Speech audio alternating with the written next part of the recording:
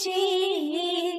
ముగ్ధ మోహనుని మదన సుందరుని తరుణి కాంచనించే car చీకటిలో దీపమల్లె ఘనశ్యాముడెదురు పడడే అతడి సర్వమనురాధ హృదయమును అసలు తెలుసుకొనడే పెదవి ఉనికి నిందుకనో వయసు ఉనికి దేనికనో